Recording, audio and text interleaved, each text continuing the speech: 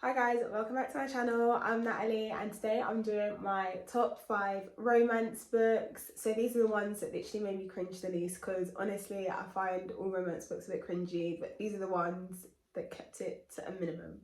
So let's get into it. So one of my favourite romance books is The Seven Husbands of Evelyn Hugo.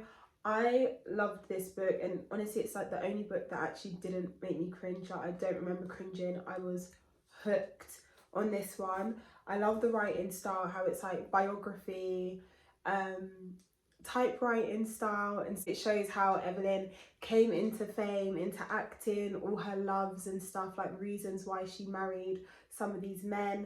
And honestly I just feel like she didn't have enough time with her true love. I feel like she didn't have enough time, and it's really sad like hearing like the whole like LGBT story and stuff from back then. I fell in love with this book. The ending, like nearer to the end, is really sad. Like all the deaths like over and over is super sad, but nonetheless I loved the book, and it probably does have like trigger warnings to it, but I can't recommend it enough.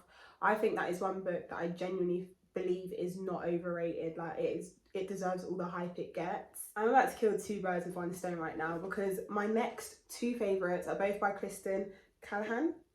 But Kristen Callahan, Dear Enemy and Make It Sweet. Now, these books, stop the noise.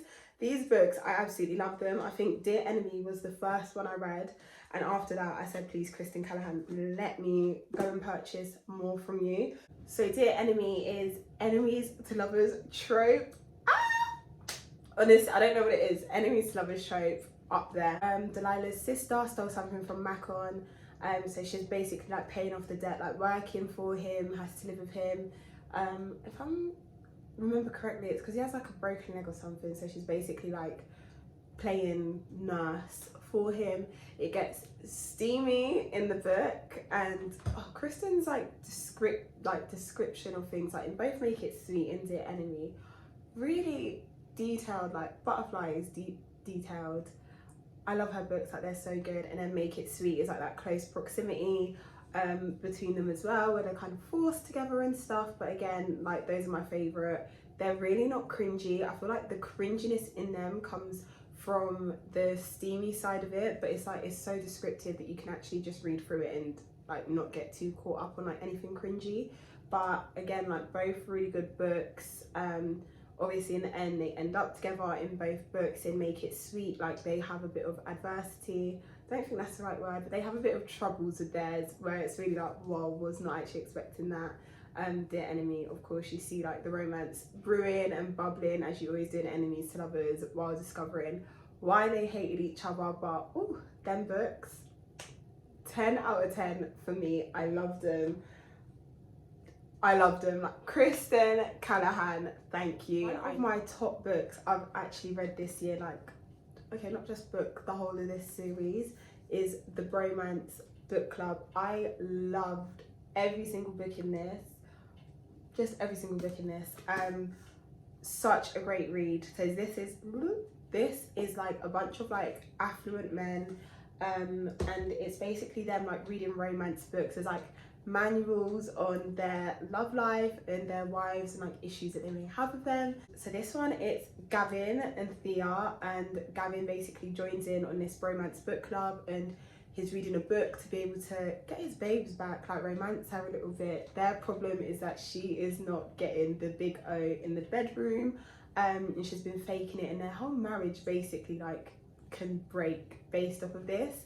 And they've got twin girls, and basically he reads a book to learn how to romance her and just get their marriage back on track. And he has a stutter, and you see her defend him, and like them just get back to where like they were meant to be from the start. And it's just such a lovely book. All the books from it follow on where all the guys in the book club, you get to read each of their love stories like in all the books, and I'm just obsessed with this series. But great series, recommend every book in it. I loved them. I was laughing out loud at them literally. Wall of Winnipeg and Me, slowest of the burns, of course. Mariana Zapata, so we're not shocked. But this is Vanessa and Aiden. So Vanessa's Aiden's like PA type thing, like God knows what it is, and he's so horrible to her, and so grumpy with her, and she's literally like, why am I here? She quits, he wants her back because he's liked her the whole time. Shock. So she comes back, and yeah, like basically you start to see them like getting a bit more where you can see that they're having feelings, but it's such a slow burn, and it's so hard to like read Aiden. Like it takes forever and a day. Oh, my nails look nice. It takes like forever and a day to like get to the point. Like there's like 700 pages in the book. You don't see romance till like 500 odd, and even then it's literally a hug. Like when you see this big old book, you think it's all full of romance. No, the romance is like here. Mariana, you've got to be stopped. But I love it. Like I really like a slow burn. I don't have a problem with it. I know a lot of people do. But yeah, we've got Grumpy Aiden with Bubbly Vanessa. I genuinely thought Vanessa was gonna get with Aiden's friend, who like he lives with, but he doesn't. But like even the end like was a bit cringy, when he was saying about like, what do you think I'm doing in my room all the time, like when she came to the realization he never has a girl around and stuff like that. And I just thought, yuck. Last book, and I know I said 5, but I'm just gonna give you 6 because why not, is The Hating Game, Sally Thorne. Yeah, Sally Thorne. And this is with Lucy and Joshua. They work in the same office and they supposedly hate each other.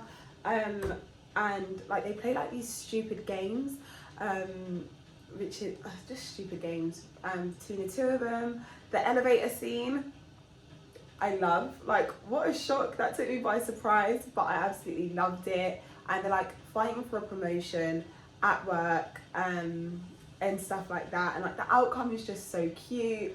Another thing is like the wedding.